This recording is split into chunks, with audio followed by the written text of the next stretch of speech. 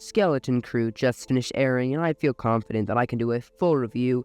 So, here is my full review of Skeleton Crew Season 1. Of course, I'm not going to, do too many spoilers. There may be some small ones, but wherever I can, I'm going to try it to keep it as, least amount of spoilers as possible. So, enjoy the review. I honestly think Skeleton Crew is a good show. Maybe it wasn't the best show ever, but when it comes to Star Wars shows, it's exactly what we need right now. Skeleton Crew doesn't do anything too crazy, mostly just uses the same tropes that we've seen in a bunch of different movies and shows, but it works and it feels enjoyable. The cast is all likable and actually has talent, and sure, maybe it's not for everybody, but it's also not your classic Ahsoka or Kenobi. It's a different kind of story, and it's meant to invoke the sense of adventure in people, and for kids especially. The show definitely misses the marks in some places, but overall I think it's a really fun show, and I think you can kind of just write those off as just problems with the genre, and less of actual problems in the show. And I mean problems in the genre as in the genre of the type of story that they're going for, because it's not like your standard Star Wars story. They're definitely trying to put a different genre in the Star Wars universe, if that makes sense. My main problem with this show is just the ending, and without spoiling anything, I thought it was a little anticlimactic. Like, the pirates are defeated, and then the episode was just over. There was barely any showcase of what happens next, or life returning to normal. It just felt like the ending was like what happened in The Acolyte every episode, where there was this kind of anticlimactic cliffhanger that was supposed to, make you want to see the next episode. That just didn't work, but also, in this show, it's the final episode of the entire show. And, that means we're gonna have to wait a year or 2 years to get, payout for this. And if it's doing as bad as it seems to be, in the actual watch time, we might not even get a Season 2. It's not performing as bad as Acolyte did, but it's nothing is even good as Andor or something. Honestly, I think that's kind of the overall idea for this show. I think most people just won't watch it because they don't think it'll be interesting. It won't play into the major, storyline, and that's the real concern I have for the show, is that everyone's just going to forget about it, because it's genuinely pretty good, and I'm going to talk about that a little bit more later. But going back to the idea of the cliffhanger at the end, if you look at the classic hero's journey type of thing, yeah, not everything has to follow that full cycle thing, but one of the most important parts that most stories have is that kind of returning to normalcy, because you gotta see that the big final fight is that kind of big final challenge, and then after that, I mean, that's the third act, right? You get the big final action scene, and then at the last 15-20 minutes is just slowing everything down, right? Tying all of those plot points up. And I feel like this show is just crazy big action fight scene, and then it's just over. Likewise, I thought this show took on a little too big of a scale for its own good. That might not make sense, as the show is very grounded with its protagonists, more on them later. But the main problem is they introduced so much. For example, they introduced At-Aten and all of the other Jewels of the High Republic, including At-Akron and all the other ones. I don't really care that these exist now, but I have problems with how they work. First off, if they've been around for a long time, how come everyone just forgot about them in the High Republic era? Because I'm sure if Palpatine knew about them, he would use them to fund his many secret projects. And, they don't have to explain this, but I doubt we'll ever get an explanation in, anything. And even if we do, it'll be in one of the High Republic books. And, to be honest, I'm just gonna be brutally honest, I don't think anybody really reads the High Republic novels. I mean, I have read them, and I know a lot of other content creators have, and a lot of diehard fans have as well. But, for a majority of people, they're never getting an explanation. And critics, especially, I don't think none of them are, going to actually read the entire novels just to get this explanation on why this is. And especially for the younger kids, big part of this show, when it was advertised, was it's something that any Star Wars fan can, any person can watch this and get into Star Wars from this show. It was literally mentioned in an article on the Star Wars website. I can't find it anymore. I kind of lost it. I read about it like a week ago. But yeah, just like, I think there's a couple of plot holes that I don't think they really tie up. Again, it's like, also, why is AT-AT the only functioning mint left? I mean, again, we know a little bit about Akron. My god, I need a script. I'm just fumbling on my words here. But why is AT-AT the only functioning one left? I'm assuming it's the only functioning one because out of all of the ones shown on Akron, it's really dying here. It's the only one that's like actually properly crossed out. All the other ones are not, and that's because, of course, they're all the destroyed ones. Anyways, just dying, fumbling here. Again, there's the whole thing of like, they didn't tell us this, but then also, another whole thing is, why didn't the kids see, like, the robot controlling, the whole mint there when they went to the supervisor's tower on Akron? Cannot pronounce that for some reason. Jeez, and I really don't want to have to retake this section, like, re-record this section. Anyways, it's, like, just smaller plot points that are, yes, nitpicks, but, like, you could have explained them, they would not have been very hard to explain, or they could have even just, like, had the robot in the shot at some point, or maybe, of course, maybe they just didn't go that one extra floor higher up, but, like, I don't know. Again, like, honestly, I don't know. There's just a couple of just plot points, again, nitpicks, but just things I'm noticing. Again, also, why did the Onyx Cinder's crew mutiny right before they got their big prize? And why even is there a pirate code? Like, genuinely, I'm going to touch more on that later, because I actually have a couple of opinions on that. And also, are these pirates related to Gorian Shard's pirate kingdoms? Dude, it's called the Pirate King, and also, Bane is here. Honestly, yeah, there's just little things that I wish they would kind of explain. Also, I just want to mention this. I actually really hope Vane comes back in other things.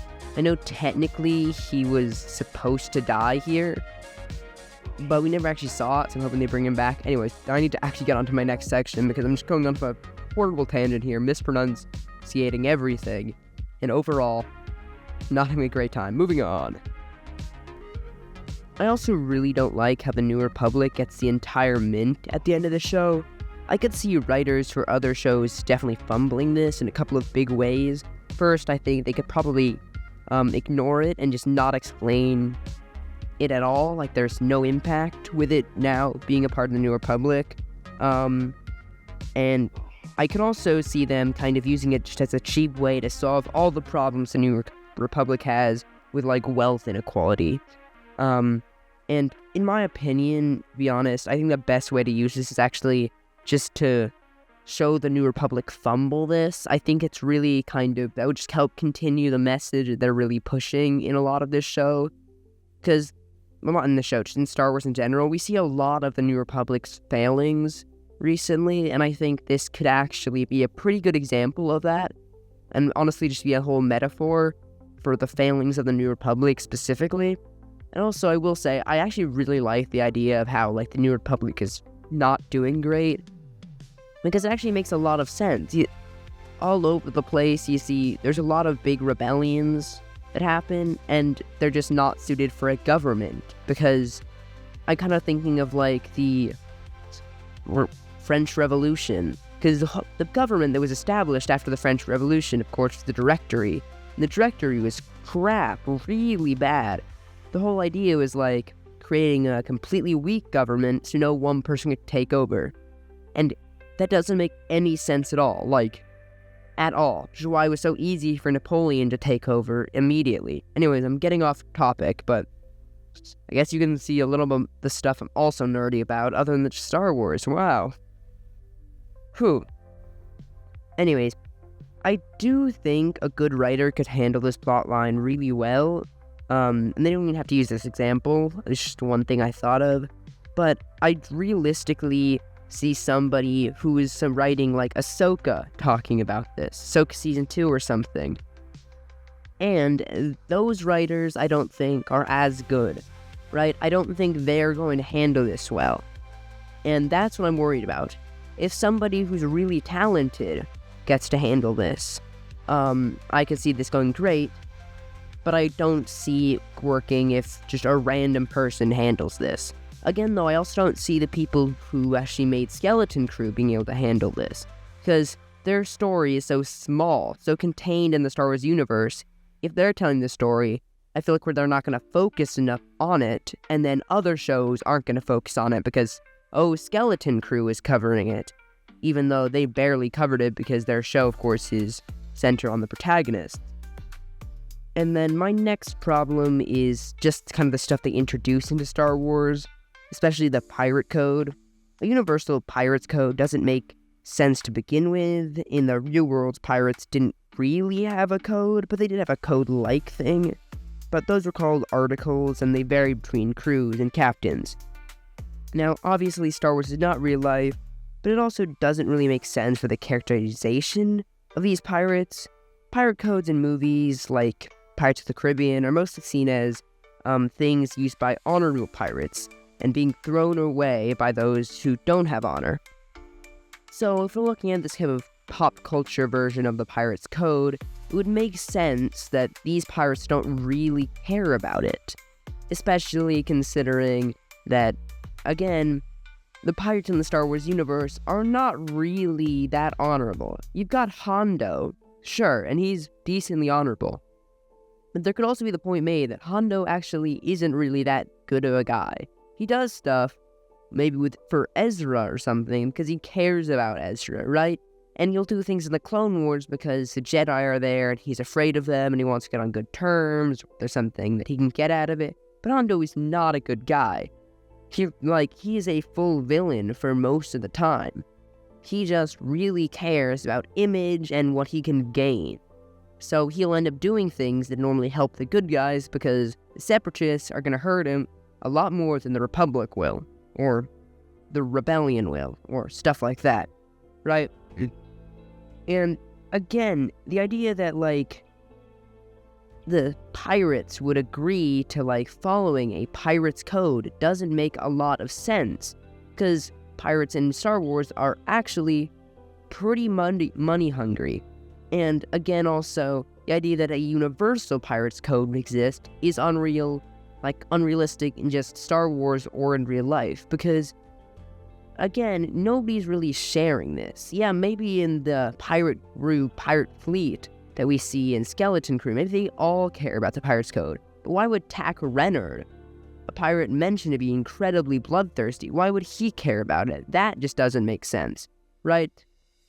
Again, though, we also have the fact that the time frame between these different pirates is so different, so the idea that they could both share the same code doesn't make a lot of sense, especially considering we see that no other pirates in Star Wars seem to have this code, so it feels like an odd coincidence that Tak Renard and the pirates led by Silvo, then later Brutus, and I'm assuming Gorian Shard, just based off of context clues, would happen to have the exact same pirate's code.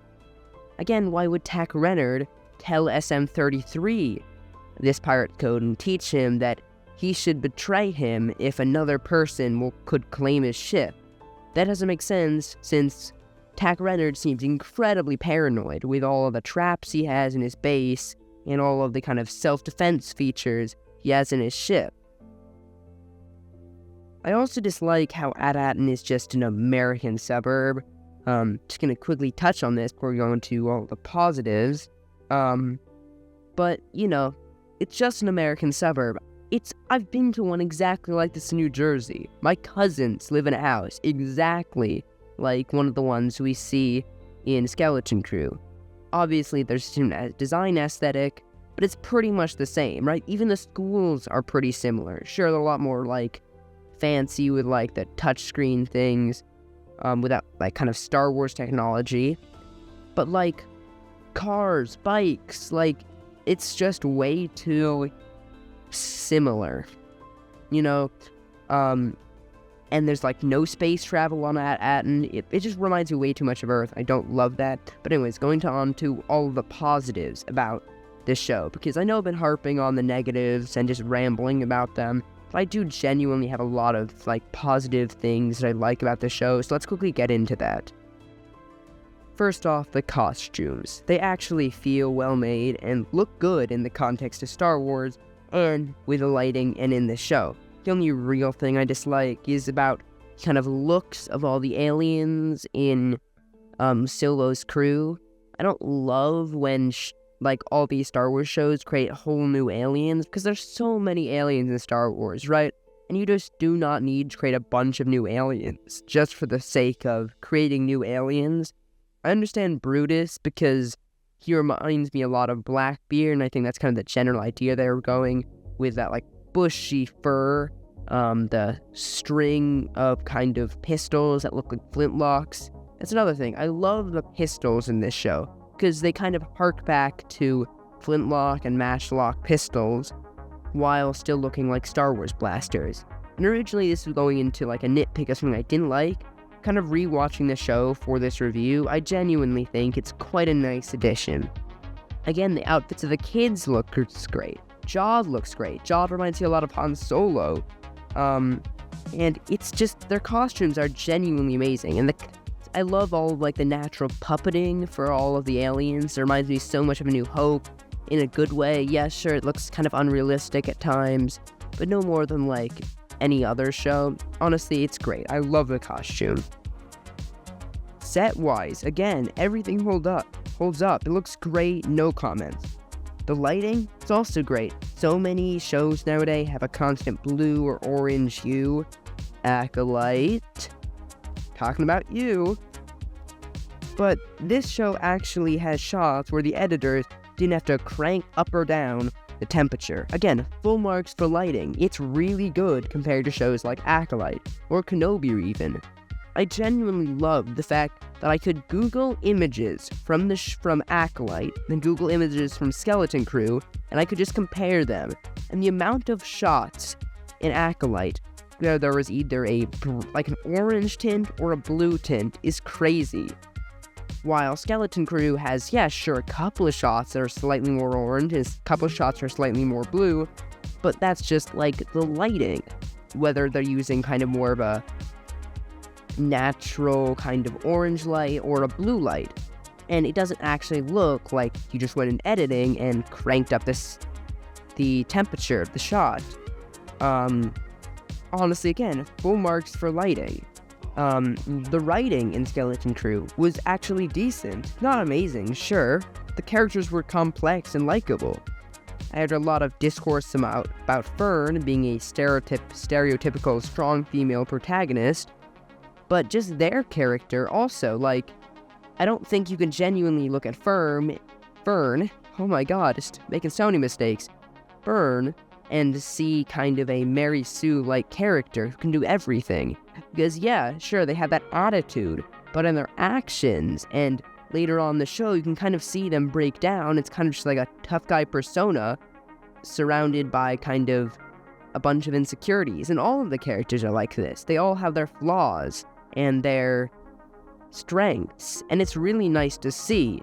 Because, yeah, sure, I didn't really care about that in The Acolyte. I didn't really see that as a problem. Same for Ahsoka. I don't really care if their character is strong or doesn't really make a lot of mistakes, except in like Rey's case, where I found she was just too overpowered force-wise with too little training. But I genuinely think you cannot look at Skeleton Crew and say it's a quote-unquote piece of woke garbage or something, as I find a lot of people commenting on shows like Acolyte, Ahsoka, people like Robot Head and Critical Drinker and things, which I definitely think those type of reviews have their place, but I find that a lot of times they're just a little too negative and a little too politicized and less on the actual quality of the shows. Honestly, I don't really think there's an entire example, this entire show, of a main character who doesn't really grow at all. Even the parents of the kids, especially Undersecretary Farah and Wim's dad, both have character arcs and develop in the span of this show, and it's honestly really nice to see. I'm a big fan of it. And yeah, sure, the show is not the best, and yes, it has many flaws, but genuinely, it's really enjoyable. There's so much good parts about it. And again, yeah, it's not the best show ever. If you compare it to, like, Black Sails or Game of Thrones or something, it's not gonna have the most amazing writing ever. But compare it to, like, any Star Wars live-action TV show except Andor, and it leagues ahead. There's not, like, those dumb plot points or bad writing or uninteresting villains. Like, Jod is, sorry for the spoilers, Scott, is just such an interesting character. He's really complex, and you can kind of see him develop. And of course, yes, a lot of that with the actor. The guy who plays Jod is an amazing actor. I love him in most of his appearances. But I think the show is genuinely amazing. Yeah, sure, I harped on it a lot early in the review, but those were all nitpicks. Those were just the small problems I tried to, like, point out. When it comes to lighting, writing, character design, sets, lighting, all that stuff. All the cinematography, it's amazing. It's great. The cinematography itself is actually superb. And I even mentioned characters like KB, who I really like, or Neil, who is just genuinely one of my favorite characters in any show now. Maybe I was a little harsh in this review, but honestly, I gotta say, I definitely love Skeleton Crew. I probably won't rewatch it for a while, but I'm definitely planning on coming back to it later this year, or maybe next year, just because I genuinely think it's great, and I'll be really sad if we don't get a season 2. I hope we do, just so it can truly kind of prove itself. I'm hoping also something like Andor will happen, where not a lot of people watch it at first, but then the show kind of kicks off and a bunch of people start watching it, and then Disney's like, oh shoot, this is great writing, need to keep doing it. Again, I just want to say thank you for watching this review. I know it was a little bit ranty. I don't really write any of my reviews with the script. Any of my lore videos or theory videos or anything like that, I will write a script. When it comes to reviews, I like to just give my honest feedback, my honest takes into this microphone. Also, sorry for the quality issues. My heater is just really loud, and I kind of have a deadline for making this video, and when I had to start recording it, my heater was just immediately like, hey, you want to record a video? Let's start thumping and, like, hissing constantly. So yeah, sorry for that. Thank you so much for watching this video, and with that, peace out.